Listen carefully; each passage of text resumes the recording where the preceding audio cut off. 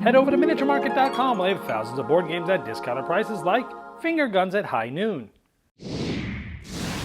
Hello my friends, it's the Game Boy Geek here. I recently started a series called The Best Games I Forgot About Rediscovered Treasures. This is about playing some older games and remembering how much I really love them and bringing them back to the forefront and showcasing them for you. Today we're looking at one that's not so old, just a couple of years, but it was my party game of the year that year, Finger Guns at High Noon. So I'm going to give you a relatively quick overview, about 3 to 4 minutes, and I'll be on the other side to give you my final thoughts and re-wrap up why I love this game.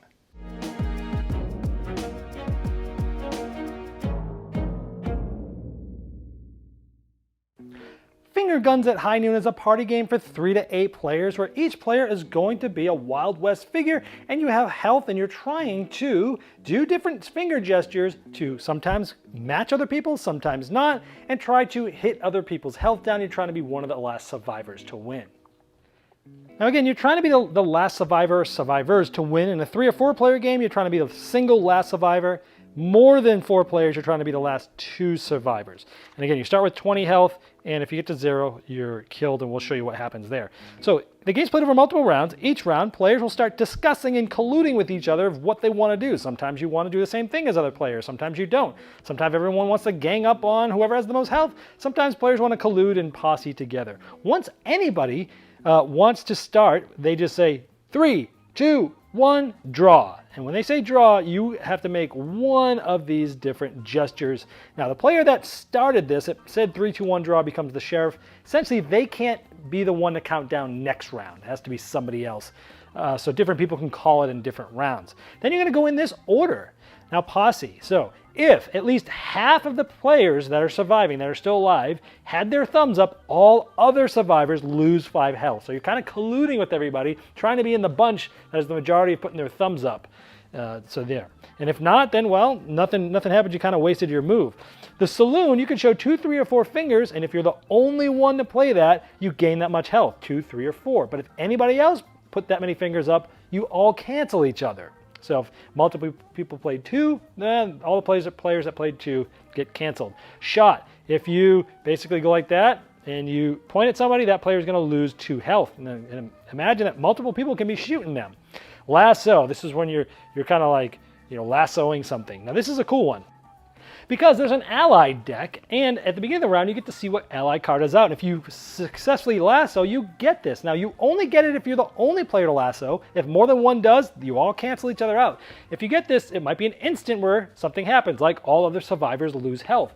Or in the next round, it might be a keeper where you put it in front of you, and then for the rest of the game, if you're the only survivor that chooses posse, the thumbs up, all the other survivors lose 2 health and you gain 1. So they have different abilities and different things that will tell you when you go try to lasso, but you got to be the only one to do it. This is the dynamite. That's cool. Is like the 2 survivors next to you will lose 3 health and you lose 1. And power shot, you do this sort of thing, and the player that you hit loses 6 health. However, if you were shot or you were hit with dynamite, your power shot falls down and you can't use it. So those are all the actions, and you just resolve from top to bottom. Now, when anybody ever gets to 0, you're eliminated. However, you still play as a ghost, and you have 3 actions. You can saloon, which is doing health, and essentially you're trying to cancel out other players' health, because you're trying to stop them from doing that. Shoot, you can still shoot and hurt people. And lasso, if you're the only player that chooses lasso, then you take that face-up ally card and you put it on the bottom. You don't resolve it, but it's a way of you either canceling other players out or getting rid of a card you don't want others to have. And then at the end of each round, you check for survivors. At the end of the game, if there's 2 or fewer, or 1 or fewer in a 3 or 4 player game, the survivors win. But if there's no survivors, the ghosts win. So when it gets towards the bottom, if you're playing in a big game, if there's ever 2 survivors, they win. So you're trying to basically destroy like the last 3 all in one round, and the ghosts really have to work together to do this. And it's very interesting. It's hard to win as the ghosts, but you still can, and the last survivors win, or possibly the ghosts can win. Yeah, this really is a fun party game. There's a reason why it made my party game of the year when it came out a couple years ago.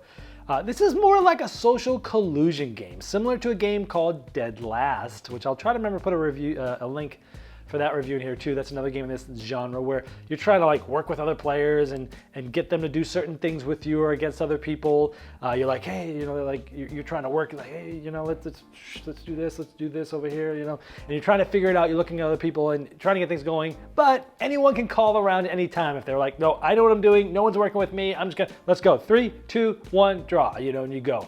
And I like that aspect. And the fact that you can't do that 2 rounds in a row. Like if you've done that, you take the sheriff badge, you can't do it later.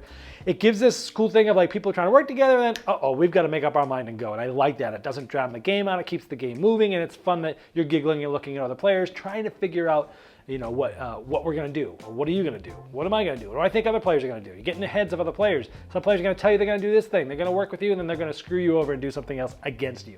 That's fun in this game, and it definitely happens. This game creates bursts of laughter and excitement, especially when you're like looking at all the hands. Like one person's going like this, and one person's going like this, one person's going like this, and one person's got the dynamite. You know, and it's like you just look and you just can't help but like giggle and laugh. It's just a fun little simple game. The game is simple, but it definitely has some sort of gamery elements. Like, you know, you don't want to be the player with the most health, right? Because then players are going to be the one, you're going to have a target on your back. So you're trying to like stay within the crowd to then try to win it, you know, toward in the end. I like that there's no player elimination. Even though the game's short enough, if there was player elimination, I don't think it'd be a problem. But the fact that you flip it over, become a ghost, you can really mess with other players, especially the one that probably ended up killing you. That's a cool aspect of it. And also, trying to win as the ghost is fun, even though it's really hard. I think I've only seen that win once. But the fact that you can do it, you have to time it right and work together with other players and figure things out. But it can happen. When it does, it's a big thing.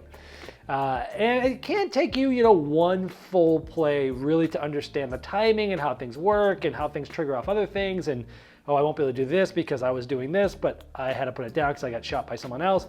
So there is sort of like a learning game. The best way to do it is to just look at the chart down and just have everyone on the count of 3 make one of those things and point at somebody, and then just you'll go through and tell, you know, show them how it works. That helps.